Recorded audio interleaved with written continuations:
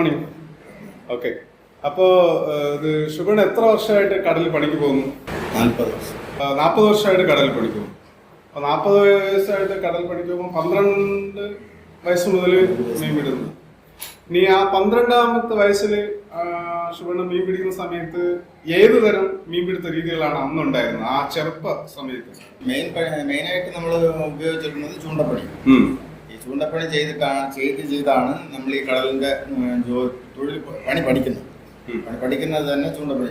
ആദ്യം നമ്മൾ ഈ കരയുന്ന തുടങ്ങി ഏകദേശം അന്ന് കമ്പ്യൂട്ടർ GPS ഉപയോഗിക്കാത്ത ഒരു സമയമായതുകൊണ്ട് നമുക്ക് കറക്റ്റ് ദൂരം അറിയില്ലെങ്കിലും ഇപ്പോഴത്തെ കണക്ക് വെച്ച് നോക്കിക്കഴിഞ്ഞാൽ ഏകദേശം നമ്മളന്ന് പാമരത്തിൽ പോകുമ്പോൾ ഒരു 20 കിലോമീറ്റർ അതിനുള്ളിൽ വരെ പോയിട്ടുണ്ട്.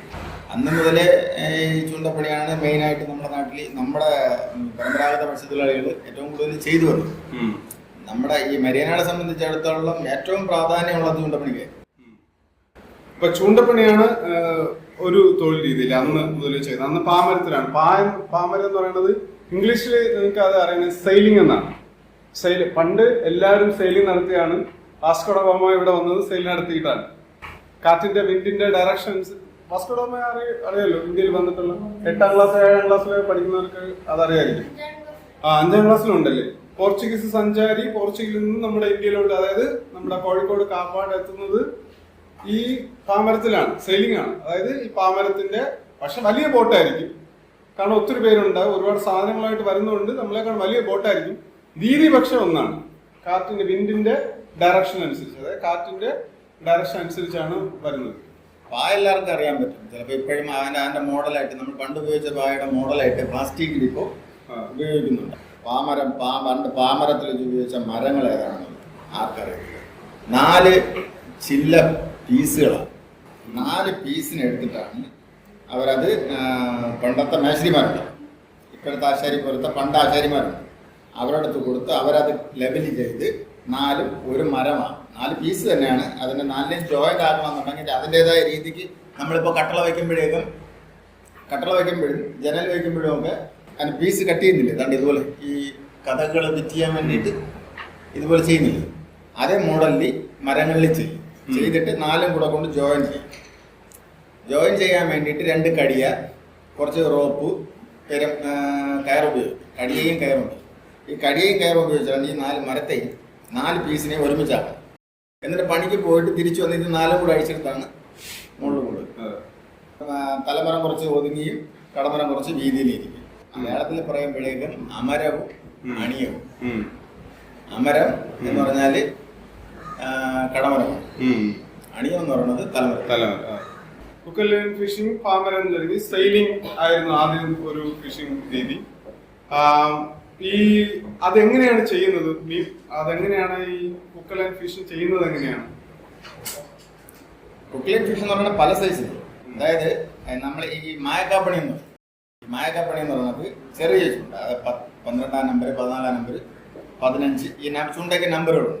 ഈ നമ്പർ അനുസരിച്ചുള്ള ചൂണ്ട വാങ്ങി അത് കെട്ടി ഈ മിനുസം, മരല്, തങ്കം ഇതൊക്കെ ഉപയോഗിച്ച് ഇതിനെ കെട്ടി ഒരളവുകളുണ്ട് ഓരോ മീനിന്. അതായത് ഇപ്പോൾ നമ്മൾ കിട്ടുന്നത് കൊഴിയാളൊക്കെയാണെന്നുണ്ടെങ്കിൽ, ഇപ്പോൾ കൊഴിയാളുടെ സൈസ് അറിയാമല്ലോ നിങ്ങൾക്ക് എല്ലാവർക്കും. കൊഴിയാള കണ്ടിട്ടുണ്ടോ?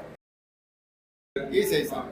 അപ്പോൾ ഈ സൈസ് കൊഴിയാളയ്ക്ക് പണ്ടാണെന്നുണ്ടെങ്കിൽ ഒരു 50 ചൂണ്ട ഒരുമിച്ച് വരുന്ന രീതിക്ക് നമ്മളെ ഓരോന്ന് കെട്ടിയെടുത്തിട്ട് ഈ ഒരു നീള റോളിൽ 50 ചൂണ്ട ഒരുമിച്ച് ഇങ്ങനെ ഒരു ഇത്ര ഗ്യാപ്പിൽ അതിനെ കെട്ടിക്കൊടുക്കും. ആ നീളത്തിന് ഇങ്ങനെ കെട്ടിക്കൊടുത്തിട്ട് ഇത് ഒരു മായക്കായ, ഇത് ഒരു 50 ചൂണ്ടയുടെ ഒരു മായക്കായ ഒരാൾക്ക് വിടാൻ. അധിക സമയമൊന്നും എടുക്കരുത്. മീൻ പിടിച്ചു തുടങ്ങി കഴിഞ്ഞാൽ അരമണിക്കൂർ 1 മണിക്കൂറിനുള്ളിൽ ജോലി തീരണം. ആ രീതിക്കാണ് ഇത്രയും ചൂണ്ടകൾ നമ്മൾ ഇതിൽ ചേർക്കുന്നത്. ഇതുപോലെ 2 പേരാണെന്നുണ്ടെങ്കിൽ 3 പേരാണെന്നുണ്ടെങ്കിൽ 3 പേർക്ക് 3 മാർക്ക് 150 ചൂണ്ട. 150 ചൂണ്ട 3 പേരോട് ഇടുമ്പോഴേക്ക് 1 മണിക്കൂറിൽ കിട്ടേണ്ട മീൻ അരമണിക്കൂറിൽ. ഇതാണ് ഈ ചെറുമീനിനുള്ള മായക്ക. മായക്ക എന്ന് പറയുന്നത് ഇംഗ്ലീഷിൽ പറയുന്നത് ലോങ് ലൈൻ എന്നാണ് പറയുന്നത്. ലോങ് ലൈൻ ഫിഷിംഗ് എന്നാണ് ഇംഗ്ലീഷിൽ പറയുന്നത്. സെയിം ഇത് തന്നെ ലോകത്ത് എല്ലായിടത്തും ഫിഷർമാൻ ഉപയോഗിക്കുന്നത് തന്നെയാണ് ലോങ് ലൈൻ എന്ന് പറഞ്ഞാൽ ഇങ്ങനെ ഒരു ലോങ് ലൈനാണ്. അതായത് നമ്മുടെ റോള് കങ്കൂസ് എന്ന് പറയുന്ന സാധനം, അതിന്റെ ഇടയിൽ ഓരോരോ ചൂണ്ട ഇങ്ങനെ വരും. അതാണ് 50 ചൂണ്ട അങ്ങനെ വരുന്നതാണ് മായക്ക എന്ന് പറയുന്നത്. ലോങ് ലൈൻ ഫിഷിംഗ് എന്നാണ് ഇംഗ്ലീഷിൽ പറയുന്നത്. പിന്നെ അടുത്തത് ഈ ചൂര പിടിക്കും. ചൂരയ്ക്ക് കെട്ടുമ്പോഴേക്കും ഒരുപാട് ചൂണ്ടൊന്നും കിട്ടില്ല. അത് 10-ാം നമ്പർ ചൂണ്ട. മീനിന്റെ സൈസ് വലിയ ചൂരയാണെന്നുണ്ടെങ്കിൽ അതിന് കിട്ടുന്നത് 10-ാം നമ്പർ ചൂണ്ട. 10-ാം നമ്പർ ചൂണ്ടയിൽ അത് നമ്മൾ ഒരു മായക്കായിട്ട് 10 ചൂണ്ടയുണ്ട്. അത് 10 ചൂണ്ട. അത് നമ്മൾ അത് ഇതിനെ ജോയിൻ ചെയ്യുന്നത് തന്നെ ഒരു മാറെന്ന് പറയുമ്പോഴേക്കും 2 മീറ്റർ. ഇതാണ് ഒരു മാറ്. നമ്മുടെ ഈ അറ്റം മുതൽ ഈ അറ്റം വരെ വരുന്നതിനെയാണ് മത്സ്യത്തൊഴിലാളികളുടെ മാറളവ് എന്ന് പറയുന്നത് ഇതാണ്. അല്ല, ഇംഗ്ലീഷിലുണ്ട് സെയിം. എല്ലാവരും ലോകത്തെല്ലാവരും ഉപയോഗിച്ച് തന്നെയാണ്. ഇംഗ്ലീഷിലെ പേര് ഫാദം എന്നാണ്. നമ്മള് മലയാളത്തിൽ മാറെന്ന് പറയുന്നത് ഇംഗ്ലീഷിൽ ഫാദം അളവ്. ഈ അളവ് തന്നെയാണ് പണ്ട് ലോകത്തിലെ എല്ലാ മനുഷ്യരും ഉപയോഗിച്ചുകൊണ്ടിരുന്നത്. പിന്നെയാണ് മാറിയത്. ഈ അളവിലാണ് ഇത് കേട്ടത്. ഇത് ജോയിൻ ചെയ്യും. ജോയിൻ ചെയ്യുമ്പോഴേക്കും ഈ ഒരു മാറിൽ ഇത് ജോയിൻ ചെയ്യുമ്പോഴേക്കും 10 മാർ വ്യത്യാസം. ഇതിന്റെ അടിഭാഗം മുതൽ മേൽഭാഗം എടുക്കുമ്പോഴേക്കും 10 മാർ വ്യത്യാസം. ഈ മീനെന്ന് പറയുമ്പോഴേക്കും നമുക്ക് ഒരുപാട് പിടിച്ചിരുന്ന് വലിച്ചെടുക്കാൻ പറ്റില്ല. 50 25 ചൂണ്ട വെച്ച് വിട്ടാൽ ഇതിനെ വലിച്ചെടുക്കാൻ പറ്റില്ല, പൊടി. ഈ മീൻ എന്ന് പറയുന്നത് ചൂര അല്ലേ? ചൂര എന്ന് പറയുന്നത് വലിയ വലിയ സൈസ് മീൻ. ഇതിനാണ് നമ്മൾ 10 ചൂണ്ട ഉപയോഗിക്കും. 10 ചൂണ്ട ഉപയോഗിച്ച് കഴിഞ്ഞാൽ 5-10 പിടിച്ചാലും ചിലപ്പോൾ നമുക്ക് അതിന്റെ റോളിന്റെ സൈസ് ഉണ്ട്. ഇത് ഉപയോഗിക്കുന്ന റോളിന്റെ സൈസ് ഉണ്ട് 70 നമ്പറുകൾ. 70, 60. റോളിന്റെ സൈസ് എന്ന് പറഞ്ഞാൽ റോളിന്റെ കട്ടിയാണ്, കനമാണ്. റോളിന്റെ കനത്തിന് തന്നെ അതിന് നമ്പറുകൾ. ആ നമ്പർ അനുസരിച്ചാണ് നമ്മൾ റോൾ എടുക്കുന്നത്. ഈ റോൾ എടുത്ത് ആ റോള് ഇതിൽ ഉപയോഗിക്കുമ്പോഴേക്കും നമുക്കറിയാം ഇത്ര മീൻ പിടിച്ചാൽ ഇത് നമുക്ക് വലിച്ചെടുക്കാൻ പറ്റും. ഇതിൽ കൂടി കഴിഞ്ഞിരുന്നാൽ ഇതിനെ പൊട്ടിച്ചുകൊണ്ട് പോകും. അപ്പൊ നമുക്ക് ഒരുപാട് ബുദ്ധിമുട്ടേണ്ടി വരും. കാരണം ഇത് പൊട്ടാതാണ്ട് ഇത് സാധനം വരണമെന്നുണ്ടെങ്കിൽ നമ്മൾ ഒരുപാട് കൊടുക്കണം. ഒരുപാട് റോളുകൾ കൊടുത്ത് പിന്നെ ആ മീൻ ഓടി അത് ക്ഷീണിക്കും. അത് ക്ഷീണിച്ച് അതിന് ശേഷം നമുക്ക് ഇതിനെ കൊണ്ടുവരേണ്ടി. അപ്പൊ നമുക്ക് ഒരുപാട് സമയം. അതുകൊണ്ടാണ് നമ്മൾ സമയം കുറച്ച് ഈ പെട്ടെന്ന് മീൻ പിടിക്കാൻ വേണ്ടിയിട്ട് നമ്മൾ ചൂണ്ട കുറയ്ക്കും. അതുപോലെ ഈ റോഡിന്റെ കനം നോക്കും.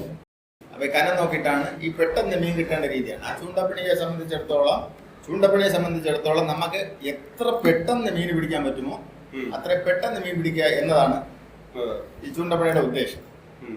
അപ്പൊ നമ്മൾ വലയാണ് വിടുന്നതെന്നുണ്ടെങ്കിൽ ഒരു വല വിട്ട് അത് വലിച്ചെടുക്കുമ്പോഴേക്കും ചിലപ്പോൾ 1 മണിക്കൂർ, 1.5 മണിക്കൂർ, 2 മണിക്കൂർ വരെ എടുക്കും.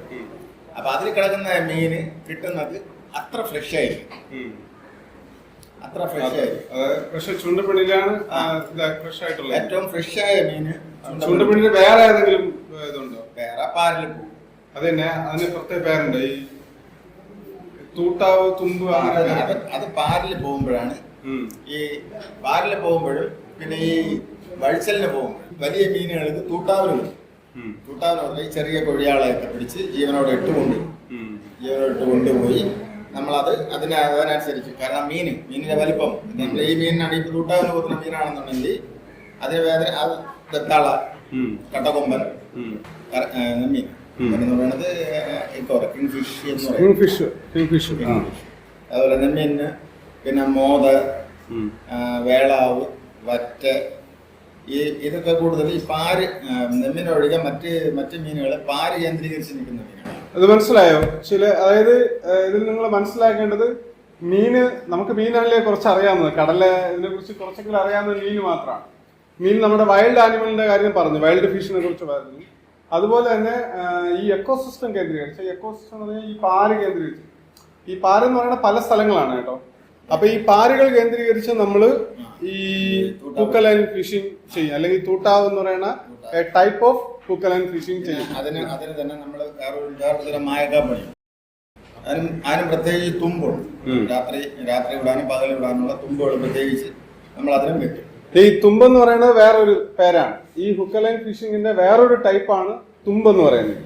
തുമ്പെന്ന് പറയുമ്പോൾ എങ്ങനെയാണ് അത് മനസ്സിലാക്കേണ്ടത്? തുമ്പെന്ന് പറയുന്നത് നമ്മളെ ഈ പണ്ട് ഈ ഒറ്റത്തുമ്പെന്ന് ആദ്യം പറഞ്ഞു. ഒറ്റത്തുമ്പെന്ന് പറഞ്ഞാൽ ഒരു ചൂണ്ടയിൽ അതിനുള്ള ഈ ചകിരി, ഇന്നത്തെ കാലത്ത് ചകിരിയാണ്. ചകിരിയും പിന്നെ ഒരു തരം ചുവന്ന നൂല്, പിന്നെ ചെറിയ തങ്കം, ഇത് വെച്ചിട്ടാണ് വിട്ടിട്ട് വലിച്ചു വിടും. വലിക്കും, പിന്നെ മേളോട്ട് വലിച്ചുകൊണ്ട് വരും, പിന്നെയും വിടും, പിന്നെ മേളോട്ട്. അപ്പോൾ ഇങ്ങനെ ആടി ഇങ്ങനെ വരുന്ന സമയത്ത് ഈ മീനിന് ആകർഷണം തോന്നിയിട്ടാണ് അങ്ങനെ പിടിക്കുന്നത്. ചില സമയത്താണെന്നുണ്ടെങ്കിൽ ഒരുപാട് സമയമൊന്നും വലിക്കേണ്ടി വരത്തില്ല. ഇത് താഴെ പോയിട്ട് ഉടനെ തന്നെ നമ്മൾ വലിക്കുമ്പോഴേക്കും ഉടനെ തന്നെ മീൻ പിടിച്ചു. അപ്പം അത് മീന് പിടിക്കുന്ന ഒരു സമയമുണ്ട്. അതിന് എത്രത്തോളം ഇര എടുക്കണമെന്ന് താല്പര്യം, അതിന് ആഗ്രഹമുള്ള സമയത്ത് നമ്മൾ ജോലി ചെയ്യാൻ നമുക്ക് ഒരുപാട് സമയം എടുക്കും. ടൈം എടുക്കത്തില്ല, പെട്ടെന്ന് നമുക്ക് മീൻ. പിന്നെ അതിന് താല്പര്യം ഇല്ലാതിരിക്കുന്ന സമയത്താണ് നമ്മൾ കുറേ സമയം ഇങ്ങനെ ചെയ്ത് വരുമ്പോഴേ എപ്പോഴെങ്കിലും ഒരു നേരത്ത് ഒരു മീൻ കൊടുക്കും. അപ്പൊ അവസാനം ഒരു ചോദ്യം കൂടെ എന്നോട് ചോദിച്ചിട്ട്, ചൂണ്ടപ്പണിയുടെ പല രീതികളാണ് പറഞ്ഞത്. അതിൽ ഞാൻ ശുഭനോട് ചോദിക്കുന്നതെന്ന് വെച്ച് കഴിഞ്ഞാൽ, ഈ ചൂണ്ടപ്പണി ചെയ്തപ്പം പ്രത്യേകിച്ച് ഏതെങ്കിലും വൈൽഡ് ആനിമലോ, അതായത് സ്രാവിനെയോ കട്ടക്കൊമ്പനോ അങ്ങനെ ഏതെങ്കിലും വൈൽഡ് ആനിമൽ പിടിച്ച അതിന്റെ ഒരു അനുഭവം പറയാമോ? ഏതെങ്കിലും ചൂണ്ടപ്പണി ചെയ്തപ്പോൾ ഉള്ള ഒരു അനുഭവം പറയാം.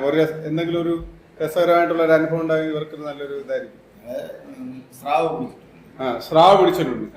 സ്രാവ് പിടിക്കുമ്പോഴേക്ക് അതിന് നമുക്ക് പെട്ടെന്ന് പിടിച്ചെടുക്കാൻ പറ്റത്തില്ല. അത് നമ്മൾ അതിന് നമുക്ക് നമ്മൾ തളരണം. അതായത് അതിന് ഒരുപാട് സമയം ഓടാൻ പറ്റും. അങ്ങനെ ഓടാൻ വിട്ടിട്ട് അത് വലിച്ച് 3 പ്രാവശ്യം 3 തവണ അത് വെള്ളത്തിന്റെ മേളിൽ വന്നിട്ട് അടിച്ച് പാല് കൊണ്ട് അടിച്ചിട്ട് താഴെ പോകും. പിന്നെ കുറച്ച് സമയം ഓടും. പിന്നെ വലിച്ച് മേളിൽ കൊണ്ടുവന്നിട്ട് അത് മേളിൽ വന്നിട്ട് വീണ്ടും അടിക്കും. ഈ പാല് വെച്ച് അടിക്കുന്ന സമയത്ത് നമ്മൾ ശ്രദ്ധിച്ച് നിൽക്കണം. ചിലപ്പോഴടി നമ്മുടെ പുറത്തായിരിക്കും വീണത്.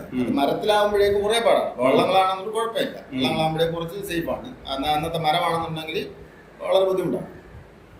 അടിച്ച് അത് 3 തവണ അടിച്ചതുപോലെ പോയതിന് ശേഷം മീൻ തളർന്നതിന് ശേഷമാണ് ഈ മീനിനെ നമ്മൾ കൊണ്ടുവന്ന് മേളിൽ കൊണ്ടിട്ടിട്ട് റോപ്പ് ഈ റോളിൻ്റെ ഇടയിൽ കൂടെ ഇട്ട് കൂട്ടി അതിനകത്ത് എങ്ങനെയെങ്കിലും ഇതിനകത്ത് തലയിൽ കൂടെ വിട്ടിട്ട് നമ്മൾ അതിൻ്റെ ചിറകിലിട്ട് കൂട്ടിക്കൊണ്ട് നമ്മൾ മരത്തിൽ കയറ്റാൻ പറ്റില്ല എന്നുണ്ടെങ്കിൽ കൊണ്ട് കെട്ടി. ഇതാണ് ഇവന്മാരൊക്കെ പിടിക്കുന്ന രീതി. അപ്പോ അണ്ണന് ഒരുപാട് അനുഭവങ്ങൾ ഉണ്ടാവും.